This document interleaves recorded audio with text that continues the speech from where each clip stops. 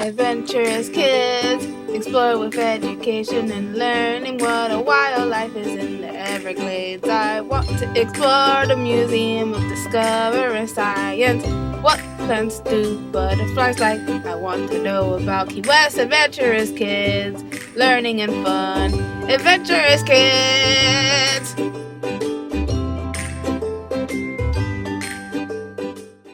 Today I'm going to tell you about Amelia Earhart. Amelia Mary Earhart was an American aviation pioneer and author. She was the most famous female pilot of the 20th century. Amelia Earhart was born on July 24, 1897 in Lexington, Kansas. Her father, Edwin, was a lawyer who worked for the railroad. She spent a lot of her childhood playing with her younger sister, Mariel. Amelia went by nicknames Millie and Millie. Her sister Mariel was called Pidge. Growing up, they had all sorts of adventures. They collected insects and frogs. They liked to play sports, including baseball and football. Amelia even learned to shoot a .22 rifle and used it to kill rats in her dad's barn. Amelia's first flight was when she was just 7 years old. With the help of Mariel and her uncle, they made a homemade roller coaster. After crashing dramatically, she told her sister that it was just like flying. After graduating from high school, Amelia wasn't sure what she wanted to do. She first went to the Anglican school in Pennsylvania, but dropped out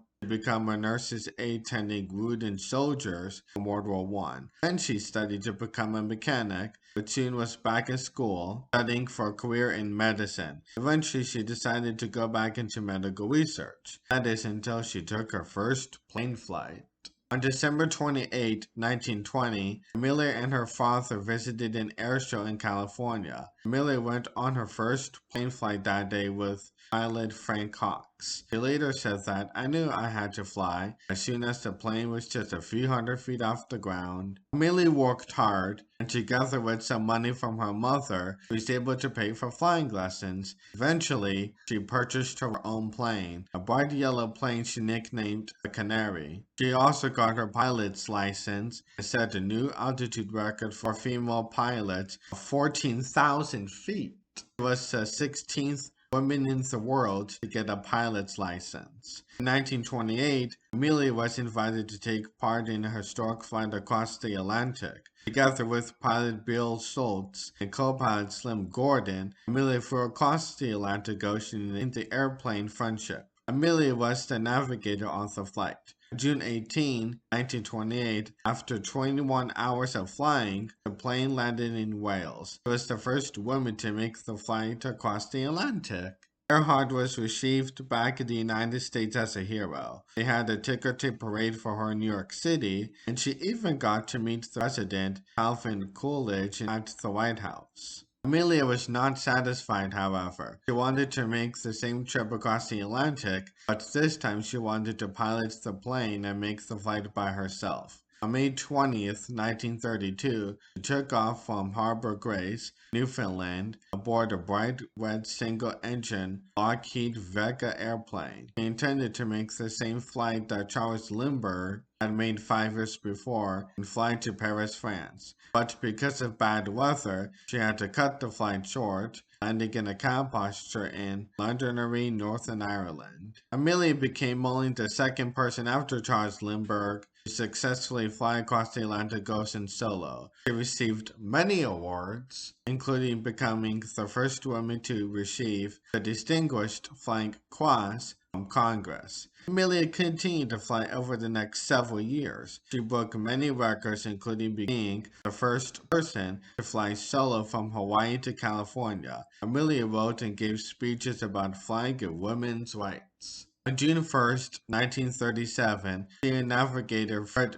Noonan took off from Miami, Florida, in an attempt to fly 29,000 miles around the world. By June 29, they had made it to New Guinea, now Papua New Guinea, an island north of Australia in the Indian Ocean. They had only 7,000 miles to go, but something happened as they crossed the Pacific Ocean. They set out on July 2nd, 1937, at 12:30 a.m., heading toward Annie Howland Island. They were never seen again. President Franklin D. Roosevelt sent 66 aircraft and 9 ships to look for them, but the flyers have vanished. The official search ended on July 18, 1937, but to this day people are still trying to solve the mystery of what happened to the women who changed aviation history. In 1938, a lighthouse was built on Howland Island in her memory. Although only 39 when she disappeared, Earhart accomplished a great deal and is considered a true hero of the 20th century, especially for women. She demonstrated courage, integrity, and an independent spirit. Amelia helped found an organization for women pilots called the 99s. It's still active today. She also wrote 3 books about her flights,